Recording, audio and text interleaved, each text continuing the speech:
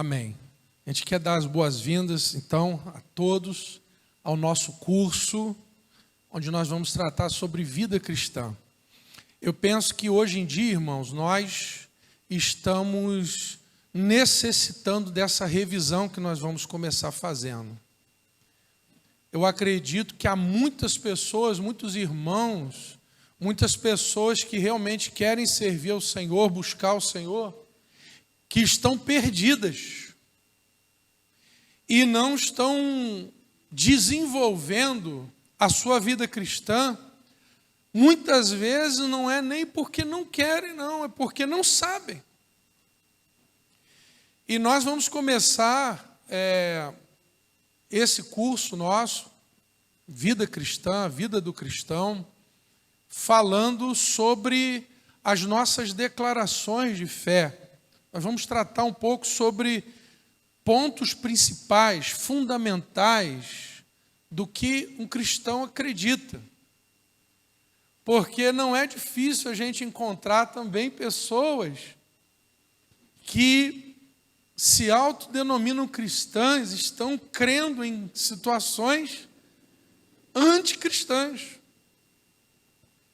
E nós temos irmãos que sequer estão tendo acesso a certas informações que precisam, no seu dia a dia, terem claras na sua vida, na sua mente, porque é exatamente essa fé que vai nutrir e que vai direcionar o cristão na sua caminhada. Então, o objetivo nosso, nesse curso que estamos começando agora, é tratarmos da vida cristã e nesse primeiro tópico nós vamos, ou nesse primeiro bloco de estudos, nós vamos tratar sobre o que nós cremos, a nossa declaração de fé, tá certo? Você também que vai nos assistir pelas redes sociais, você é bem-vindo, você é convidado também, se quiser fazer parte, no link aí do vídeo vai estar a descrição do endereço, de como você pode participar aqui presencialmente conosco, e você é muito bem-vindo desde já, onde você estiver, que Deus abençoe você. Muito bem, nós vamos então para a nossa declaração de fé, e o primeiro ponto que nós queremos falar é sobre a nossa relação com as Escrituras, tá certo?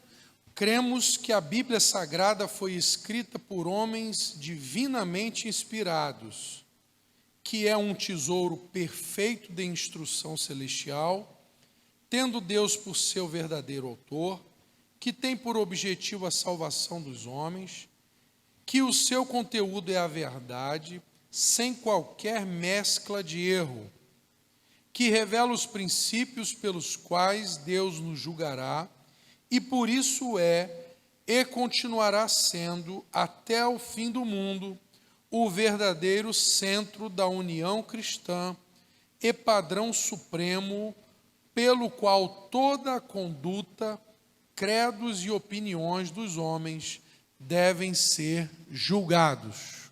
Nós estamos começando pelas Escrituras, porque as Escrituras, elas são a base do que nós vamos tratar aqui, do que nós vamos trabalhar. E é importante a gente entender que nós não estamos aqui porque um dia alguém acordou assim, bateu a cabeça ou imaginou e chegou com uma conversa para a gente.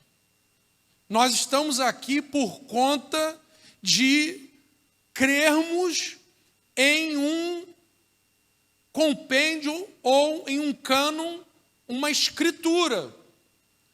Nós não estamos aqui tirando coisas da nossa cabeça. Nós estamos aqui declarando que temos experimentado, conhecido e experimentado, toda uma sorte de conteúdos da vida, da espiritualidade, da moral, das coisas mais variadas de toda a complexidade humana que estão contidas nessas Escrituras. Então nós não estamos aqui do nada, a gente não está aqui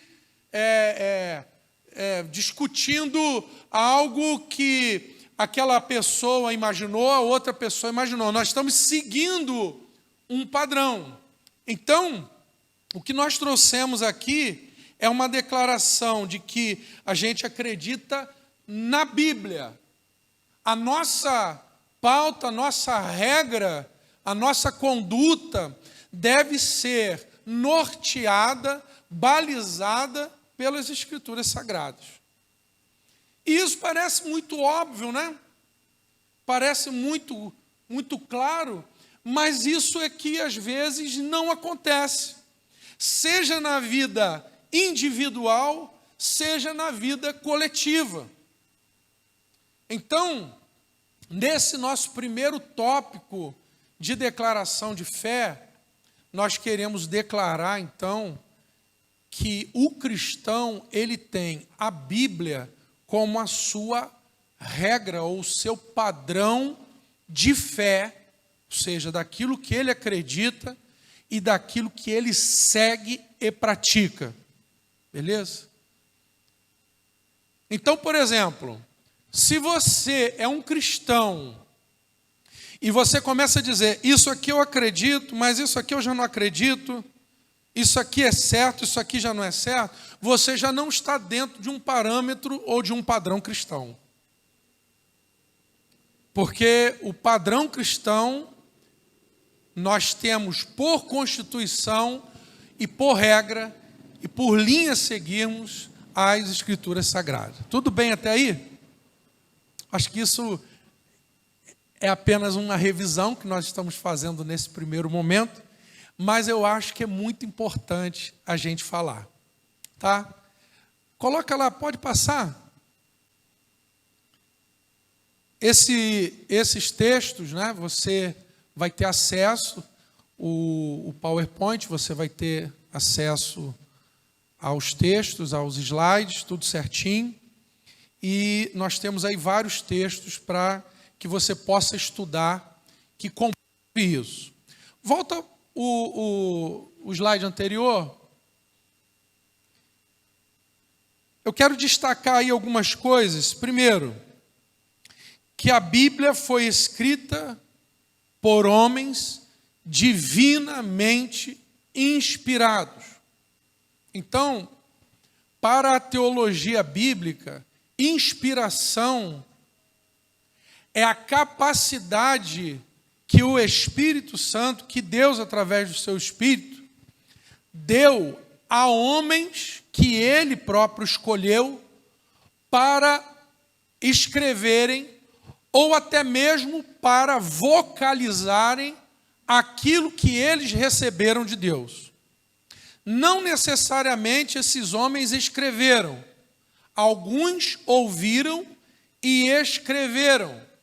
Mas nós entendemos que este processo que chegou até nós hoje foi um projeto inspirado por Deus e que, por providência divina, chegou até nós e se mantém no nosso meio até hoje. Então eu quero destacar isso. Diz que é um tesouro perfeito de instrução.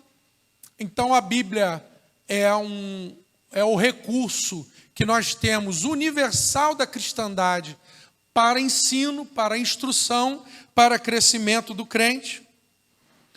Tem como Deus o seu verdadeiro autor. Então existe aquela frase, não é?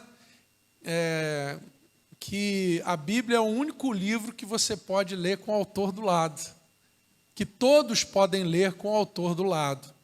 Então, você deve fazer isso, convidar ao Espírito Santo para estar com você junto à sua leitura.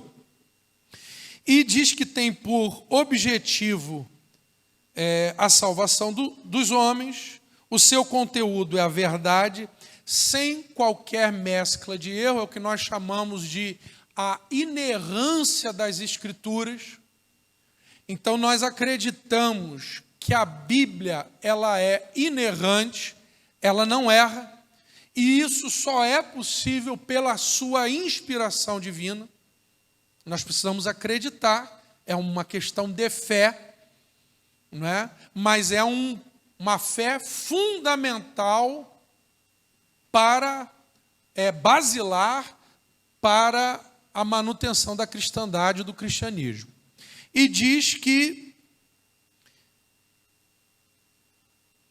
essa verdade revela princípios pelos quais Deus nos julgará e por isso é e continuará sendo até o fim do mundo o verdadeiro centro da união cristã e padrão supremo pelo qual toda conduta, credos e opiniões dos homens devem ser julgados.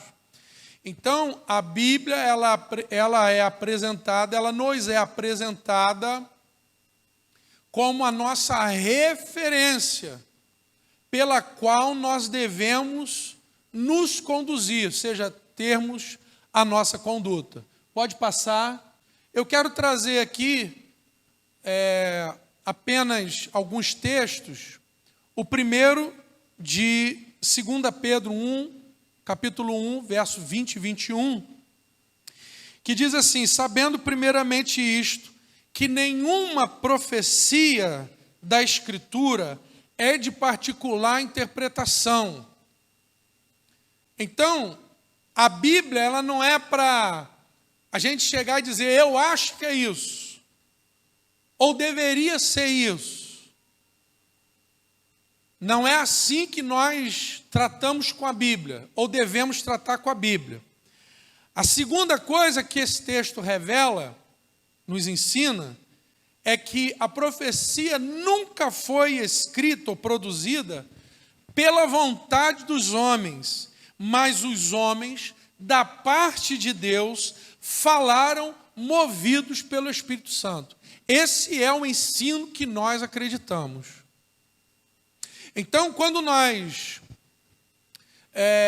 vamos abrir a Bíblia, por exemplo, nos 5 primeiros livros, no Pentateuco, na Torá, e nós lemos aqueles escritos que são atribuídos a Moisés, nós entendemos que, de alguma maneira, Deus capacitou, através de algum recurso que Ele mesmo engendrou, Ele proveu a Moisés dessa sabedoria, desse entendimento, desse conhecimento.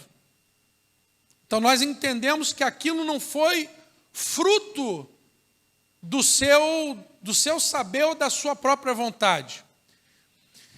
Quando a gente, por exemplo, lê o livro de Provérbios, que é atribuído ao rei Salomão, e ele ali coloca, inclusive, as suas experiências e as suas conclusões, nós entendemos que nesta porção da palavra, ou nisto que é classificado, entendido, reconhecido como palavra de Deus, ainda que procedendo das experiências de Salomão, foi uma obra de inspiração do Espírito Santo. Então, nós entendemos que assim as coisas ocorreram dentro de um plano, de um propósito divino. Quando a gente parte para o Novo Testamento, onde o apóstolo Paulo, por exemplo, está dando orientações, ensinos às diversas igrejas. Igreja em Éfeso, em Tessalônica. Talvez nós pudéssemos até imaginar ou arrazoar se ele de fato tinha a clara compreensão do que ele estava fazendo.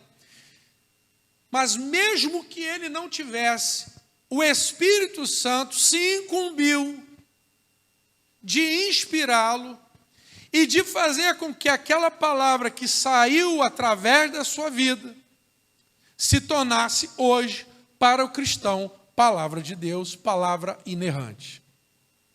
Então, esse texto de Pedro diz que estes homens foram movidos pelo Espírito Santo.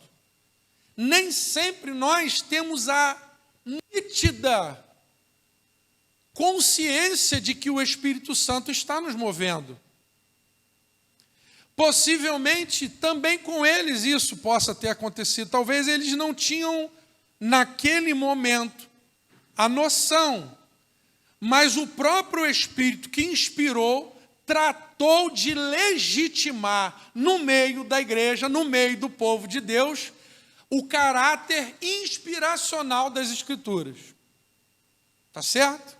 Esse reconhecimento. E no início desse versículo diz que também a Bíblia não é de particular interpretação. Nós não vamos falar sobre isso aqui, existe uma disciplina chamada hermenêutica, não é uma disciplina exclusiva da teologia, ela abrange outras cátedras, né? Outros cursos, outros assuntos. E a hermenêutica, ela trata do estudo de um conceito, do estudo de uma ciência dentro dos seus próprios limites, algo hermético, algo fechado. E a Bíblia, ela precisa ser interpretada à luz da própria Bíblia. Então, há muitas pessoas que fazem uma interpretação bíblica que contraria a própria Bíblia. Então, essa interpretação que é contrariada pela própria Bíblia, ela é uma interpretação particular daquele indivíduo. E nenhuma escritura deve ser interpretada de forma particular, mas ela precisa ser interpretada por ela própria, pela própria Bíblia, e nós a recebemos essa interpretação. Tá bom? Isso é muito importante. Pode passar. Outro texto que eu quero compartilhar dentro desse primeiro tópico, não é? É o de 2 de Timóteo, capítulo 3, 16 e 17, que diz que toda a Escritura, então nós estamos falando da Bíblia Sagrada, ele não está falando toda a Escritura, o livro de português e matemática, está se referindo à Bíblia, é divinamente inspirada, está assegurando, quem está falando o apóstolo Paulo, ele está ensinando inclusive ao seu discípulo Timóteo, pastor Timóteo, e essa escritura é proveitosa para repreender, para corrigir, para instruir em justiça. Com que finalidade? Então, a finalidade das Escrituras é repreender, ou melhor, a possibilidade das Escrituras. O que as Escrituras podem fazer? Elas repreendem, elas corrigem, elas instruem com a seguinte finalidade: para que o homem de Deus seja perfeito e perfeitamente preparado para toda boa obra. Então, o texto bíblico, a Escritura Sagrada, ela tem aqui, segundo o ensino de Paulo a Timóteo, este duplo objetivo. Primeiro, a santificação, porque tornar esse homem perfeito, nós sabemos que essa perfeição não é a ausência ou a falta de potência de errar, porque até o apóstolo Paulo que falou isso, ele estava sujeito a errar e a falhar. Não é isso. O que ele está dizendo é que a Bíblia Sagrada, ela tem capacidade de aperfeiçoar a obra de Deus em nós e nos manter nesse caminho de perfeição, nesse caminho de santidade, nesse caminho em que nós vamos nos tornando cada dia mais parecidos com Jesus. E em segundo lugar, ele diz que esta mesma Escritura, ela nos capacita, ela nos prepara para a realização de toda boa obra. Amém? Coisa maravilhosa. Então nós estamos diante de uma confissão de fé, nós acreditamos que a Bíblia Sagrada, que as Escrituras Sagradas, elas nos aperfeiçoam. O que isso significa? Significa que você nasceu com toda uma bagagem carnal, humanamente, material. Mas agora estas Escrituras são capazes de transformar você de fé em fé nessas Escrituras, de revelação em revelação dessas Escrituras, em uma pessoa segundo a estatura, como o apóstolo Paulo fala aos Efésios, aperfeiçoando você, para você se tornar cada vez mais parecido com Jesus, se aproximando dessa estatura de Cristo. E às vezes nós não acreditamos mais naquele poder aperfeiçoador, santificador, transformador, modificador da palavra de Deus. Como também às vezes a gente fala, não, eu não tenho capacidade, eu não consigo, eu não avanço na minha vida cristã, mas aqui nós acabamos que ela faz com que o homem seja perfeitamente preparado para toda boa obra. Beleza? Isso é importante, irmãos, a gente relembrar. De forma que, se você estiver num contexto religioso, evangélico ou não, a religião que for, você tem que atentar se as Escrituras Sagradas, elas têm tido primazia naquele contexto, naquele lugar. Há carinho com essa palavra, há carinho com a Bíblia, há carinho com as Escrituras, há interesse, há apreço, há dedicação. Se não há, é um lugar perigoso, não é? E é importante a gente, então, deixar bem claro isso. A regra da cristandade vem das Escrituras Sagradas. A Bíblia é a nossa placa de toque, nossa placa de Petri, é onde a gente vai provar ou comprovar se aquela profecia, se aquele raciocínio, se aquele sentimento, se aquela percepção, se aquela doutrina, se aquela filosofia é de Deus, passa para a cristandade ou não. Então ela vai servir como um filtro, como uma base para nós. Tá certo? O último texto dentro desse tópico que eu quero ler com os amigos, irmãos, é Hebreus 5, verso 12 e 14, que diz: porque devendo já ser mestres em razão do tempo, ainda necessitais de que se vos torne a ensinar os princípios elementares dos oráculos de Deus, e vos haveis feitos de tais que precisais de leite e não de alimento sólido.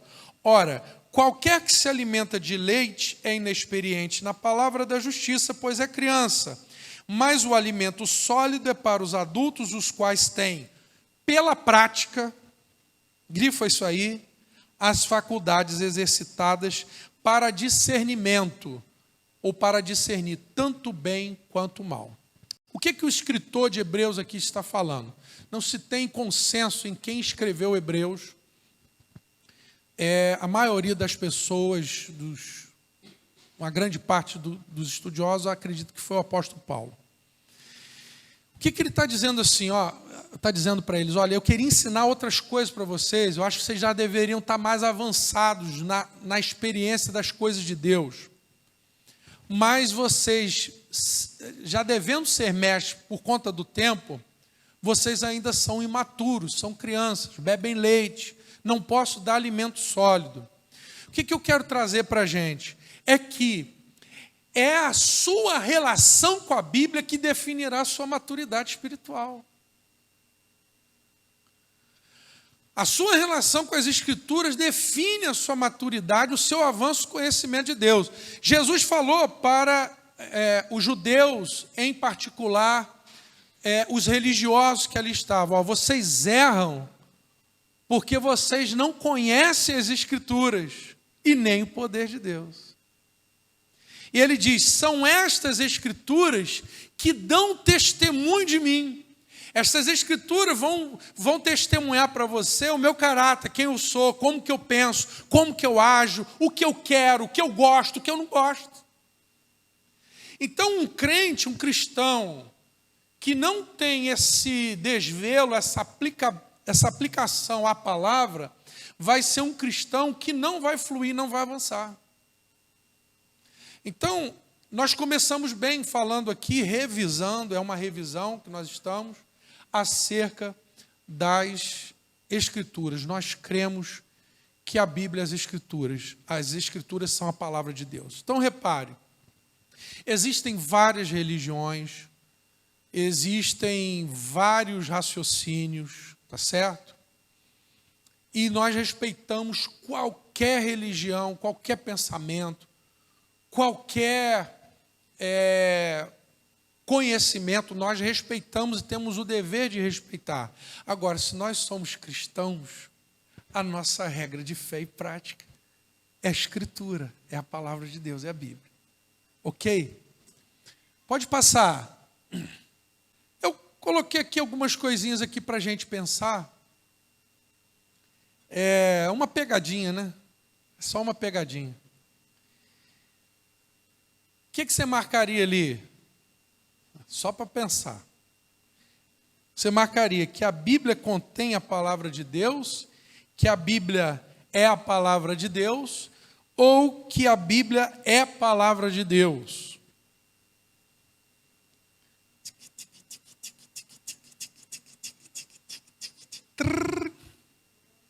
Muito bem.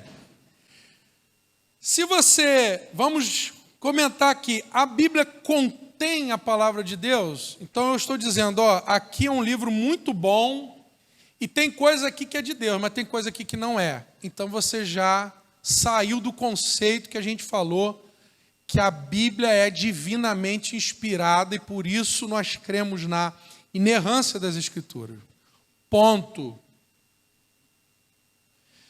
Existe um estudo que a gente tem, e provavelmente em algum momento nós vamos fazer, que é onde a gente vai expandir isso, é a bibliologia, nós vamos estudar isso. Né? Nós vamos argumentar em cima disto que nós estamos falando. Tá certo? Mas essa primeira opção, então, que a gente está dizendo, que a gente colocou aqui, a Bíblia contém, não seria para nós a correta. Aí eu compliquei, porque eu coloquei duas opções ali, e se você for ler os compêndios, você vai chegar à letra, ou à segunda opção, não está A, B e C não, tá? 3 tópicos. E a segunda opção diz que a Bíblia é a palavra de Deus, é isso que você vai aprender, que a Bíblia é a palavra de Deus. Eu, todavia, porém, entretanto, gostaria que nós entendêssemos o conceito do terceiro ponto, que eu acho mais correto, onde a gente diz que a Bíblia é palavra de Deus. Porque quando eu digo que a Bíblia é a palavra de Deus, e uso o artigo definido, eu estou dizendo que toda a palavra de Deus é a Bíblia, e não é. Nem tudo que Deus fala, nem tudo que Deus falou, nem tudo que Deus falará está contido na Bíblia. Então nós precisamos entender isso. Outra coisa que é importante, em cima então dessa reflexão nós entendermos, é que Deus nos deixou a Bíblia, mas Ele não é preso pela Bíblia. No próprio livro de Hebreus, no capítulo 1, começa dizendo: tendo Deus outrora falado, muitas vezes e de muitas maneiras, O que nós queremos dizer é que o Espírito Santo de Deus, ele é capaz de se comunicar com o homem de diversas formas. E sempre foi assim, desde o início. E isso nos ajuda com a argumentação de que, então como que Deus vai falar com alguém que não tem a Bíblia?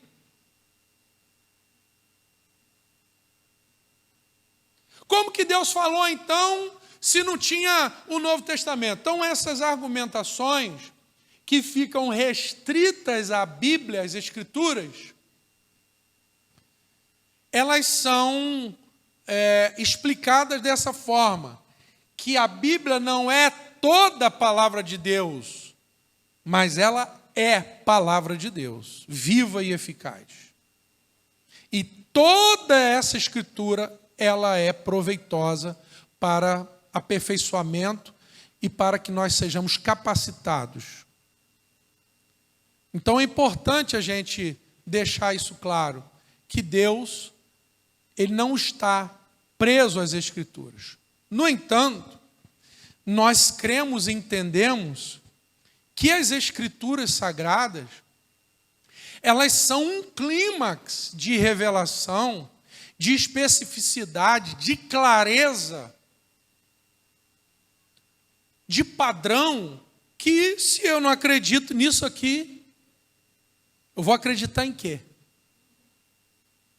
Então, as Escrituras, elas são, vamos dizer assim, aquilo que o Senhor registrou, deixou para o seu povo como instrução, como manual de regra de fé e de prática. Ok? Bem, nós estamos já indo para o nosso segundo ponto. Nós vamos dar uma paradinha e vamos voltar para aquilo que nós acreditamos. Ponto 2, nossa declaração de fé. Nós vamos falar sobre a nossa crença no Deus verdadeiro. Então, até o nosso próximo tópico.